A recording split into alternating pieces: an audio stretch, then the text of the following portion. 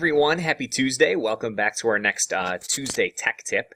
So this week is going to be a continuation of what we talked about last week, because I had a few questions about what we did last week. So last week, if you've been following along, I showed you how to take some task cards and to put them inside of Google Forms to make them in a digital format. So maybe you had those printable task cards, you're bringing them in here using the snipping tool. Now, one of the things that I mentioned last week was that you could actually go in here and you could actually have kids type in their answers, and if they're not correct, it's not going to let them submit the form.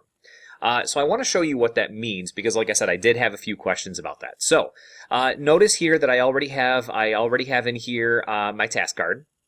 And here it just, I gave directions, just put the number only in the answer box. It is set to short answer in the Google form, and for this question, I'm going to click on the ... right down at the bottom here, and I'm going to click on response validation. So now that I have that open, you'll notice that a couple new boxes pop up right down here.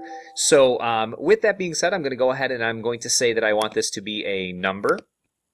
I want the number to be equal to, and I'm going to say 7,200 pounds because that is the answer. Actually, it is looking like I need to just type in 7200, which is fine. Okay, so now that I have that there, it says custom error text. I'm going to say try again. And now that I have this here, I am going to show you what this looks like. So now I'm going to go up to the preview, and here's the task card. I'm going to go ahead and let's say that the kids first put in 6,500 pounds. Okay, well that isn't going to work. It says try again because that's not the right answer.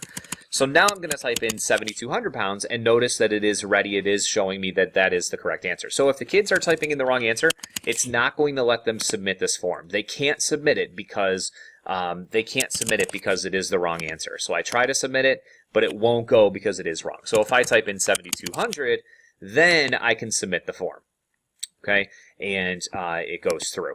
So once again, it's called response validation. It's just making sure that your whatever the answer is, it's forcing kids to put in a specific answer. And if it's not correct, it's not going to let them submit it. So I hope that helps. I hope that answers a lot of your questions from what I talked about last week. And if you have any questions, let me know.